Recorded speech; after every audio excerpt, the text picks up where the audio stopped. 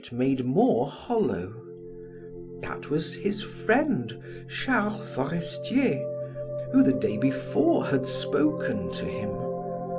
For several years he had lived, eaten, laughed, loved, and hoped, as did everyone, and now all was ended for him forever. Life lasted a few months or years and then fled. One was born, grew, was happy, and died. Adieu, man or woman, you will never return to earth. He thought of the insects which live several hours, of the beasts which live several days, of the men who live several years, of the worlds which last several centuries. What was the difference between one and the other? A few more dawns, that was all. Duroy turned away his eyes in order not to see the corpse. Madame Forestier's head was bowed. Her fair hair enhanced the beauty of her sorrowful face. The young man's heart grew hopeful. Why should he lament when he had so many years still before him? He glanced at the handsome widow. How had she ever consented to marry that man? Then he pondered upon all the hidden secrets of their lives. He remembered that he had been told of a Count de Vaudrec who had dowered and given her in marriage. What would she do now? Whom would she marry? Had she projects, plans? He would have liked to know. Why that anxiety as to what she would do? Georges questioned himself and found that it was caused by a desire to win her for himself. Why should he not succeed? He was positive that she liked him. She would have confidence in him, for she knew that he was intelligent, resolute, tenacious. Had she not sent for him? Was not that a kind of avowal? He was impatient to question her, to find out her intentions. He would soon have to leave that villa, for he could not remain alone with the young widow. Therefore he must find out her plans before returning to Paris, in order that she might not yield to another's entreaties. He broke the oppressive silence by saying, "You must be fatigued." "Yes, but above all, I am grieved." Their voices sounded strange in that room. They glanced involuntarily at the corpse, as if they expected to see it move. Duroy continued, "It is a heavy blow for you, and will make a complete change in your life." She sighed deeply, but did not reply. He added, "It is very sad for a young woman like you to be left alone." He paused.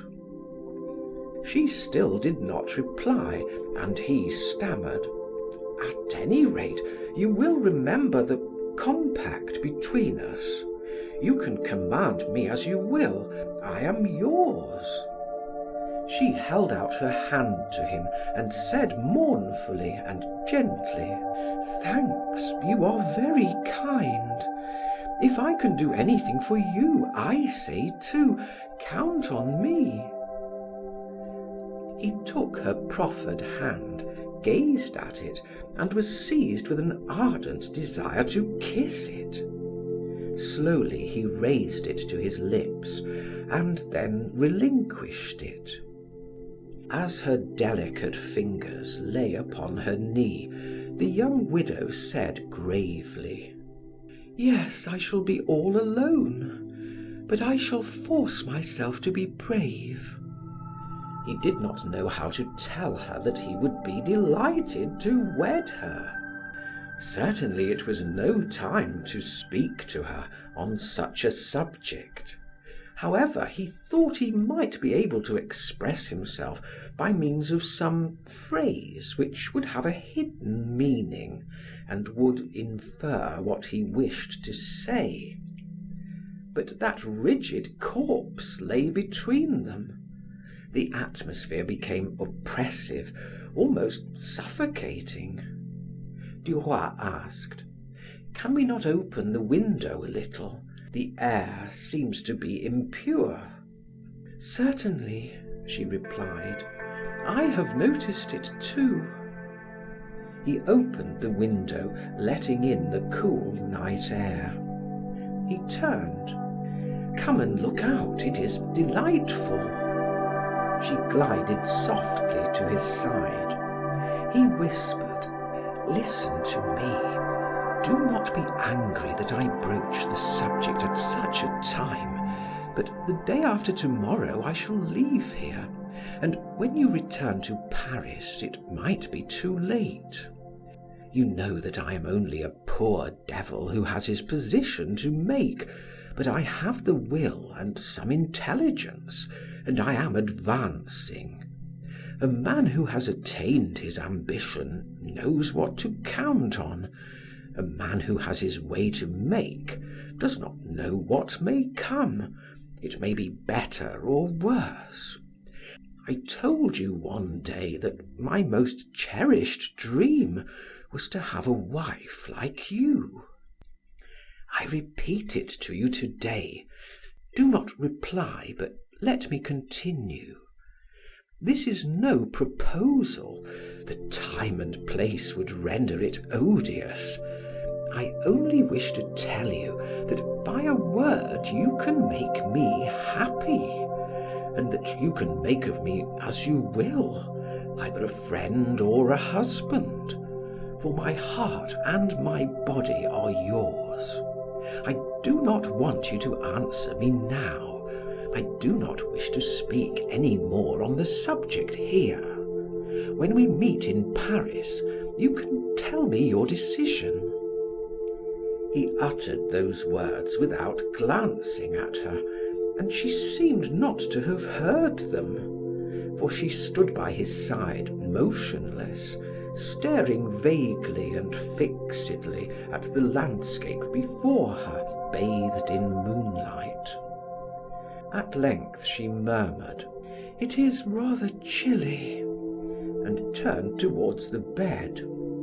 Duroy followed her. They did not speak, but continued their watch. Toward midnight, Georges fell asleep. At daybreak, the nurse entered, and he started up. Both he and Madame Forestier retired to their rooms to obtain some rest. At 11 o'clock, they rose and lunched together, while through the open window was wafted the sweet, perfumed air of spring. After lunch, Madame Forestier proposed that they take a turn in the garden. As they walked slowly along, she suddenly said, without turning her head toward him, in a low, grave voice, "Listen to me, my dear friend. I have already reflected upon what you proposed to me, and I cannot allow you to depart without a word of reply. I will, however, say neither yes nor no. We will wait. We will see. We will become better acquainted. You must think it well over, too. Do not yield to an impulse. I mention this to you before even poor Charles is buried, because it is necessary, after what you have said to me, that you should know me as I am, in order not to cherish the hope you expressed to me any longer, if you are not a man who can understand and bear with me. Now listen carefully.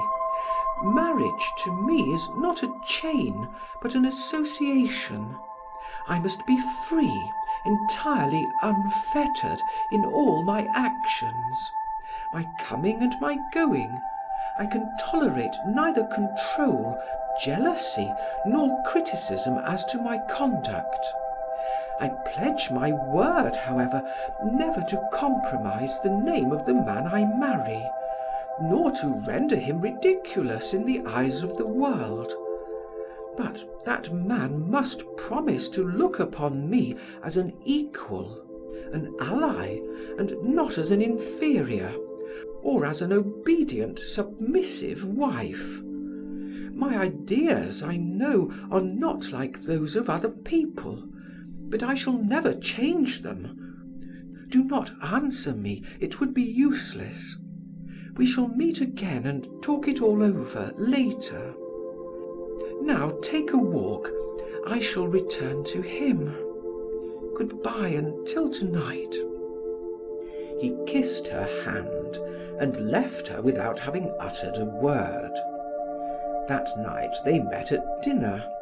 Directly after the meal, they sought their rooms, worn out with fatigue. Charles Forestier was buried the next day in the cemetery at Cannes without any pomp, and Georges returned to Paris by the express which left at 1:30. Madame Forestier accompanied him to the station. They walked up and down the platform, awaiting the hour of departure and conversing on indifferent subjects. The train arrived, the journalist took his seat. A porter cried: "Marseille, Lyon, Paris, all aboard." The locomotive whistled and the train moved slowly out of the station. The young man leaned out of the carriage and looked at the youthful widow standing on the platform, gazing after him. Just as she was disappearing from his sight, he threw her a kiss, which she returned with a more discreet wave of her hand. End of chapter 8.